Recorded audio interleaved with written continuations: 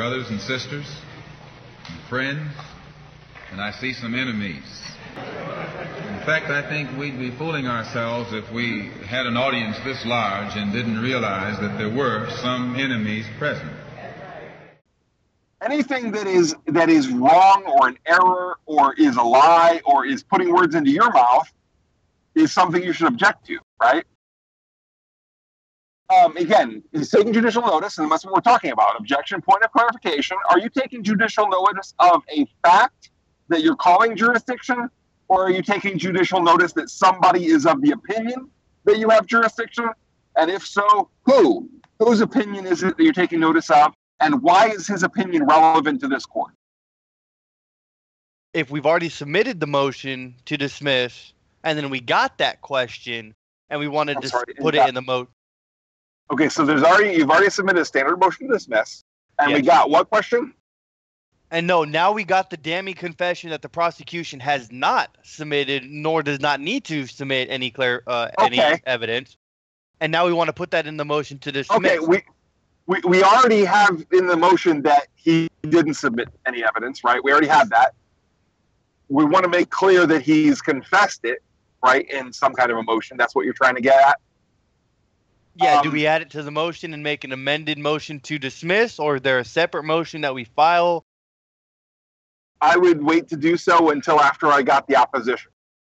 Because normally there's a motion, opposition, and everything needs to be more constrained. So the motion, and then the opposite, and then more confined to the opposition is a response, and then more confined to the response is his response, you know. So it's supposed to get more and more specific and filter down the issues. Now, I'm guessing that you're waiting for the opposition, right?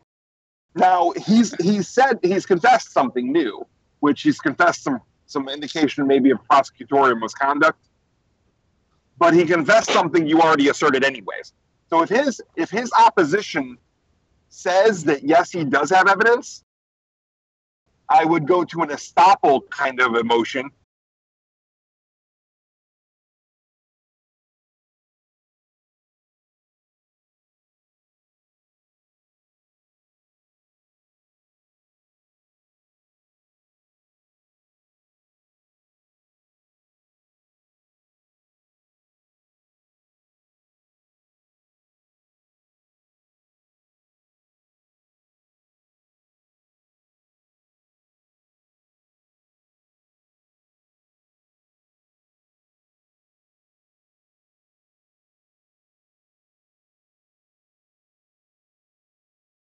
You know, where you're saying he is changing his story based upon the situation and saying that he has and has no evidence back and forth. We can easily settle this by having him produce the evidence that he's saying he has. Keep in mind, he's not testifying to anything, so it's not hearsay. He is simply stating his beliefs. So if I've already submitted the motion to dismiss, can I also submit a motion to dismiss for prosecutorial misconduct? I would say yes. So the second motion won't replace the first one, right? No. It's you schedule it for. I mean, it's a motion for, you know, in case there's a problem with the other motion, right?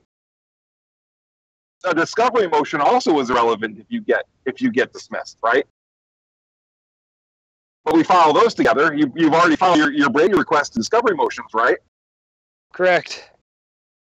And they don't replace your motion to dismiss. And I understand you're addressing an impossibility. You're addressing something that ought not be true. Now, it is possible, however, and this is the possibility that we're contending with, is that the prosecutor could pull it out of his ass, could say, "Oh, I'm so sorry. I beg the court to let me mend this error by providing the evidence of jurisdiction right now and giving and suggesting that he be given plenty of time to contend with his evidence of jurisdiction, you know, and here it is." You know, there's nothing wrong with that in theory. It's all good and just if everybody was on board. I mean, the fact is we know that they're fucking full of shit, right? But it is possible for him to come up and say, "Oh no, he was, he has a split personality, and he pledged his undying loyalty to the state, 2 weeks before this event." And here we have a video of him, swearing his undying loyalty and signing it away, and saying how he'd probably forget this, and how we were going to contend with that. Here's how we remind him that he has this oath of undying loyalty. I don't know what the fuck. This is a weirdo situation. There is no evidence of jurisdiction. We know it, but in theory, it could exist. It's not impossible. It's just, supremely improbable, right? Yeah. The Civilian Code of Judicial Conduct, CCJC. Yeah. That's what we all got to sign now. Right, you signed it. Yeah, they used to do that when you entered a city. When you entered a city at the gates, you would agree to abide by the law of the city. So they would actually have your agreement.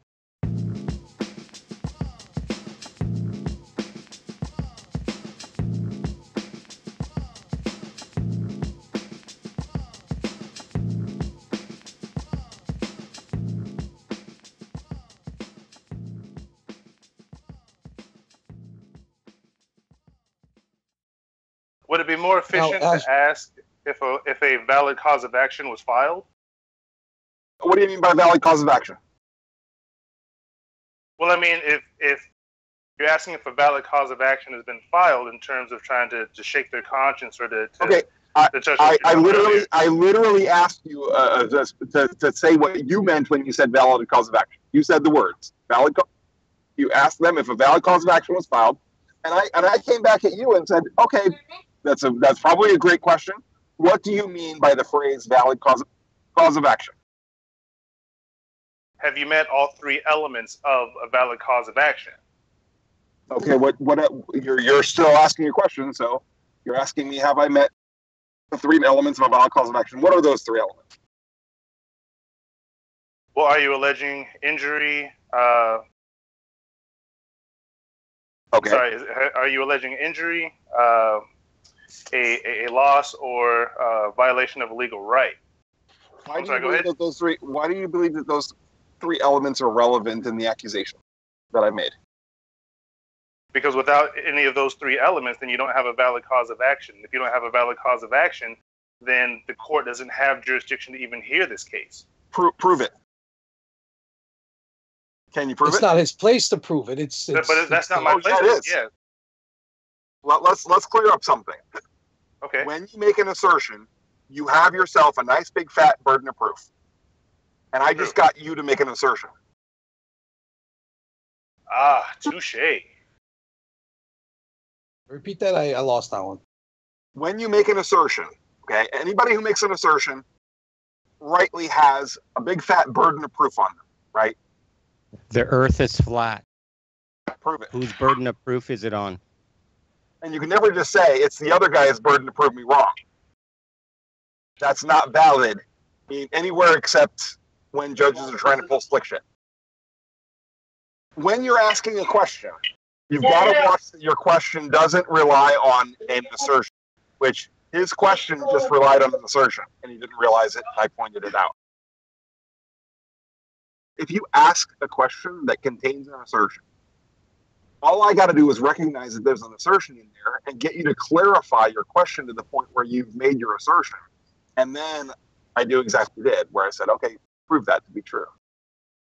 Now, the reason that have you filed a valid cause of action works in a cross-examination of an officer, of a cop, is because he wants to make that assertion. He's already made that assertion, and he needs to make that assertion. That isn't cross-exam. That's not in arraignment. So in arraignment, the rules are a little bit changed, but in cross-examining a cop who already made the assertion, and that prosecutor needs that assertion, that you violated the law and that he has filed a valid cause of action, that's a different scenario.